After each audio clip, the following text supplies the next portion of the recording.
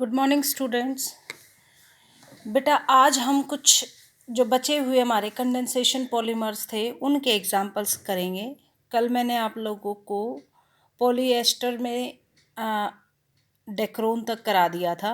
आज जो हम करने जा रहे हैं method of preparation of bakelite.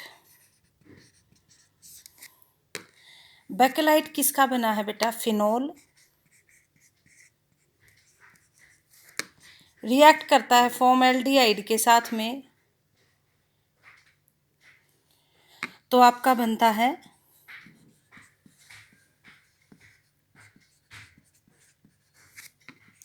ऑर्थोहाइड्रोक्सी methyl phenol plus साथ में आपका बनता है पैरा हाइड्रोक्सी मिथाइल फिनोल। इसको बोलेंगे पैरा हाइड्रोक्सी मिथाइल फिनोल, ये है ऑर्थो हाइड्रोक्सी मिथाइल फिनोल। ये जो ऑर्थो हाइड्रोक्सी मिथाइल फिनोल है आपस में रिएक्ट करेगा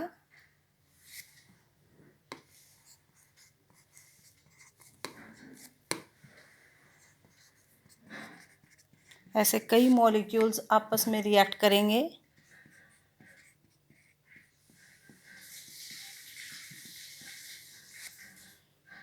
बहुत सारे n नंबर ऑफ मॉलिक्यूल्स। यहाँ से तो बेटा OH और यहाँ से H वाटर निकल जाएगा और ये जुड़ जाएगा।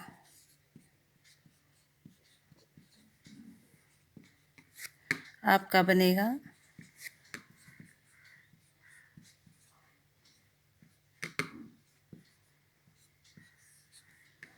n number of times. ठीक है, ये ज़रूरी नहीं है दो मॉलिक्यूल हों, ये बहुत सारे मॉलिक्यूल हो सकते हैं। ये जुड़ते जाएंगे, यहाँ से OH और यहाँ से H वाटर निकलता जाएगा और ये जुड़ते जाएंगे और ये बनेगा आपका, इसको बोलते हैं नोवलक। इसको क्या बोलेंगे? नोवलक। अब बेटा नोवलक के साथ में, नोवलक से ही हमें मिलता है बेकेलाइट। नोवलक का आपने क्या किया,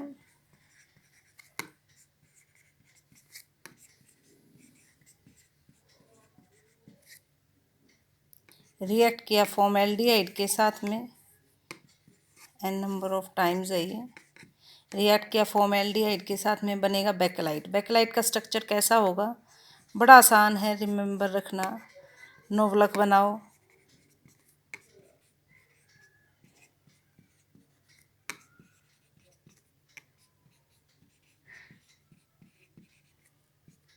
एक उल्टा बना लो नवलक को, जस्ट अपोजिट कर दो।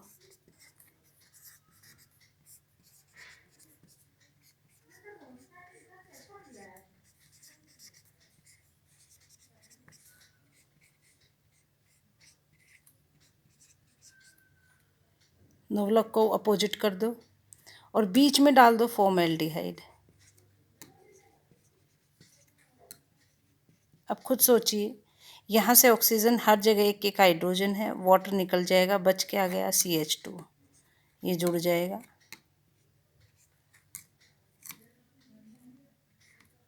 ठीक है, this is the structure of bakelite.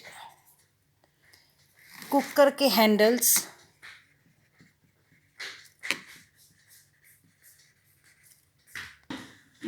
Switches और प्लग्स बनाने में इसका यूज़ होगा।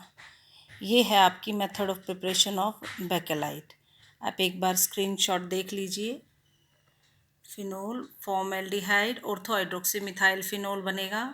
ऑर्थो हाइड्रोक्सी मिथाइल फिनोल्स आपस में रिएक्ट करके क्या बनाएंगे? नोवलक। नोवलक और फॉर्मल्डिहाइड मिक्स होकर के आपका बनाएगा bakelite. This is the method of preparation of bakelite. Next आपकी आ जाती है बेटा melamine formaldehyde resin. Melamine formaldehyde resin, सबसे पहले तो ये पता होना चाहिए मेलामाइन होता क्या है। बेटा बेंजीन की एक रिंग अल्टरनेट पोजीशन पे, याद करने का तरीका बता रही हूँ, अल्टरनेट पोजीशन पे नाइट्रोजन आ जाना चाहिए। यहाँ हो गया NH2 ग्रुप और NH2 ग्रुप, ठीक है, और डबल बॉन्ड, इसको बोलते हैं मेलामाइन। ये रिएक्ट करता है फॉर्मेल्डिहाइड के साथ में, ठीक है। तो फॉर्मेल्डिहाइड ये जो CH2 ग्रुप है इस O के साथ में H एडजस्ट करेगा और बन जाएगा NHCH2OH, और हर जगह ये जुड़ सकता है, ठीक है।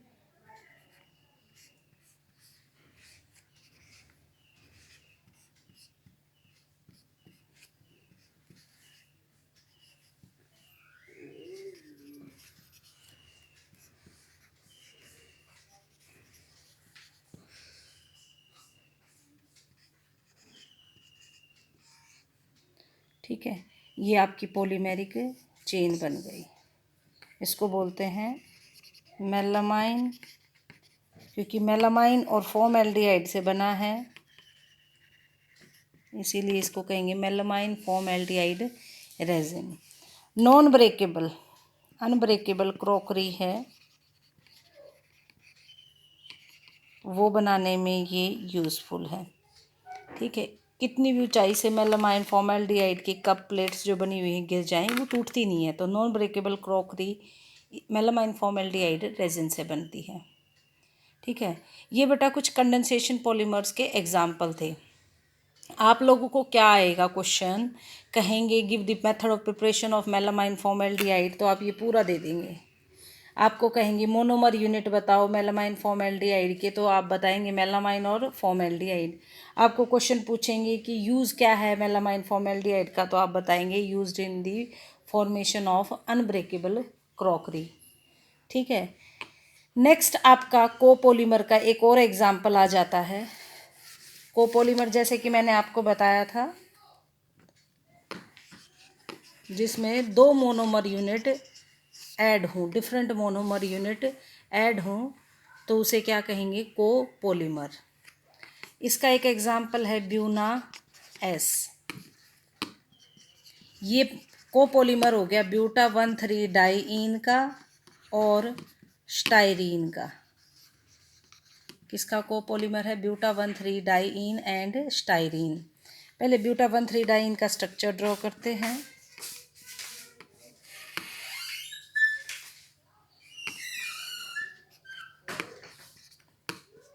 ये हो गया मेरा ब्यूटा 1,3 डाइईन, और स्टाइरीन होता है मेरा इथीन है। इथीन का एक एच हटा करके बेंजीन लगा दो तो क्या बन गया, स्टाइरीन। यहाँ से ये क्या होगा, डबल बॉन्ड बन जाएगा, ये सिंगल बॉन्ड में कन्वर्ट, ये बॉन्ड टूटेगा और ये इसके साथ जुड़ जाएगा। CH2 CH double bond, CH single bond, CH2 CH2 CH और बेंजीन की रिंग। आपका बन गया ये ब्यूना एस। एक और कोपोलीमर का एग्जाम्पल है ब्यूना एन।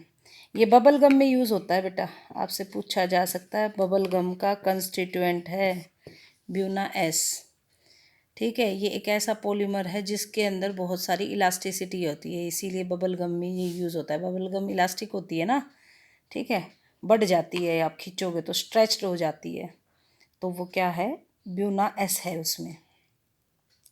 इसको SBR भी बोलते हैं, स्टाइरीन ब्यूटाडाइईन रेजिन। स्टाइरीन ब्यूटाडाइईन रेजिन, ठीक है। इसी तरीके से ब्यूना एन आएगा बेटा, अंतर कुछ नहीं है, ये हो गया एन, ठीक है। यहाँ पर क्या हो जाएगा, CN की बजाय यहाँ पर भी CN, ठीक है, और आपका बन जाएगा ब्यूना एन। ये भी एक कोपोलीमर का एग्जाम्पल है। नेक्स्ट आ जाता है आपका नेचुरल रबर।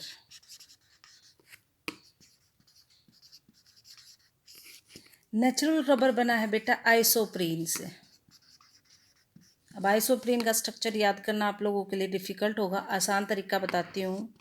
ब्यूटा 1,3 डाइईन बनाइए, इसकी दूसरी पोजीशन पे CH3 ग्रुप को जोड़ दीजिए, ठीक है, कंडीशन फुलफिल कीजिए, ये हो गया आइसोप्रीन, ठीक है। जब ये polymeric n number of times molecules इसके कंडेंस करेंगे तो ये डबल बॉन्ड यहाँ बन जाएगा। ठीक है, ये सिंगल बॉन्ड और पॉलीमेरिक चेन बनेगी ये CH2, लंबी चेन है, double bond CH2 n number of times आपका बन गया पॉलीआइसोप्रीन।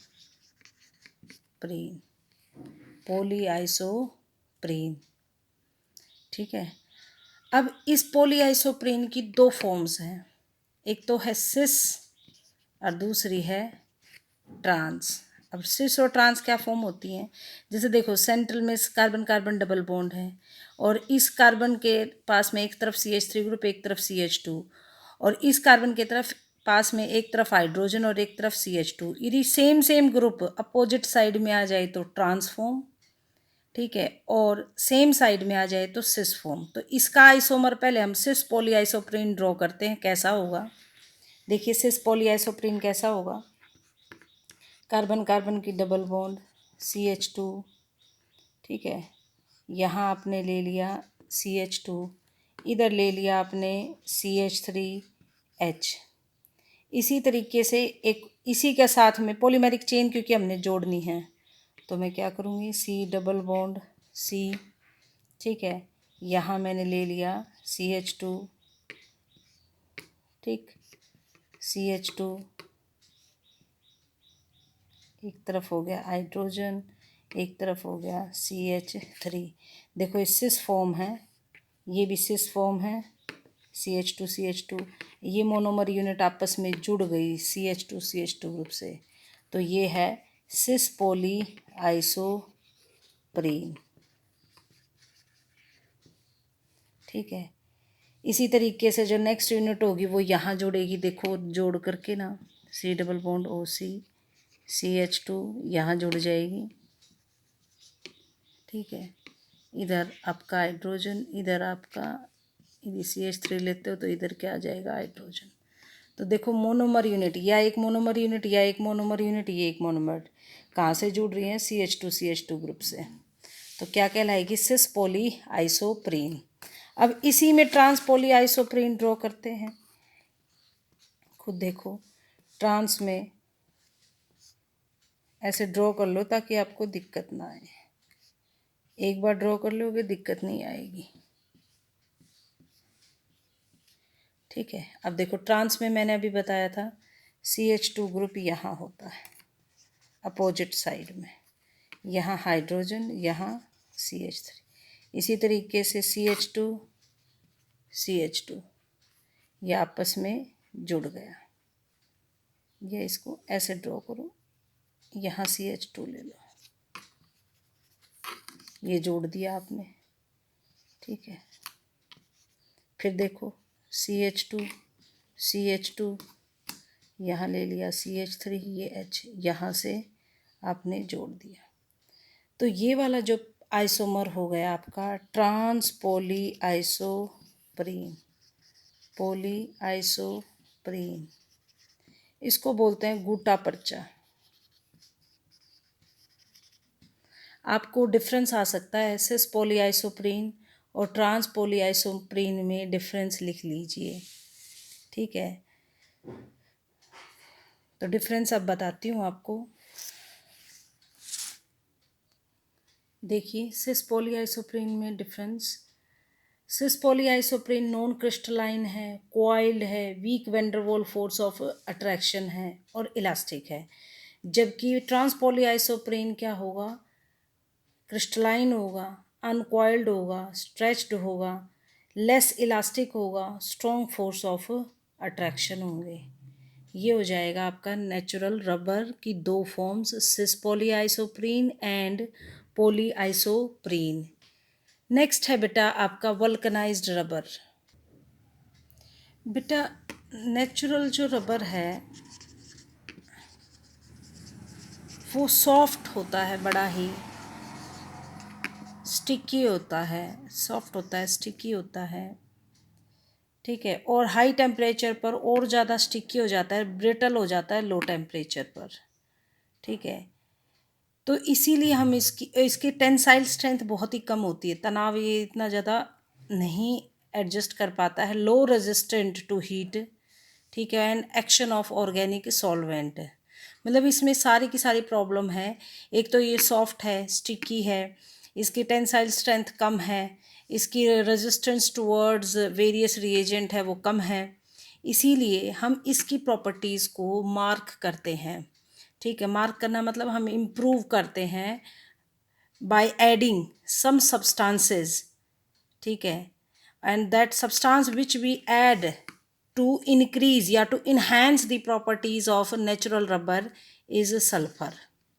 मतलब नेचुरल रबर के अंदर सल्फर को हम डाल करके, ठीक है, इसकी डोपिंग करके हम नेचुरल रबर की प्रॉपर्टीज़ को बढ़ा सकते हैं। और अब जो मेरा रबर बनेगा वो कहलाएगा वल्कनाइज्ड रबर, और इस प्रोसेस को कहते हैं vulcanisation. The process of adding sulphur into the natural rubber so as to increase its properties is known as vulcanization।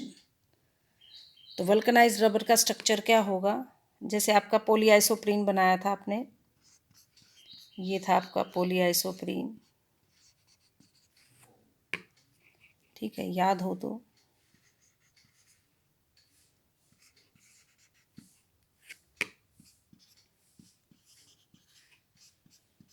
ये आपका पॉलीआइसोप्रीन था। इसी का जस्ट उल्टा कर लेते हैं। देखो ये एक मोनोमर यूनिट है, या एक मोनोमर यूनिट है, ये एक मोनोमर यूनिट है, आपस में जुड़ी हुई हैं। दूसरी एक मोनोमर यूनिट मैंने ड्रॉ कर ली।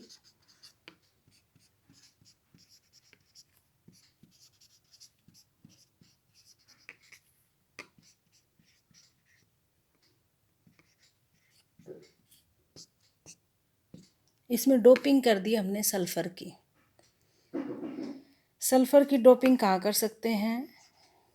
यहाँ से हाइड्रोजन को रिमूव कर दिया, एक कहीं भी जोड़ दो, ठीक है, आपकी मर्ज़ी है, कहीं भी जोड़ सकते हो। ये डोपिंग कर दी हमने, ठीक है, आप कहीं भी जोड़ दो। इसको कहेंगे वल्कनाइज्ड रबर, ठीक है बेटा। इस तरीके से इस प्रोसेस को कहते हैं वल्कनाइजेशन। जैसे मैंने यहाँ जोड़ दिया, ठीक है, this process is known as vulcanisation, और ये रबर कहलाएगा वल्कनाइज्ड रबर।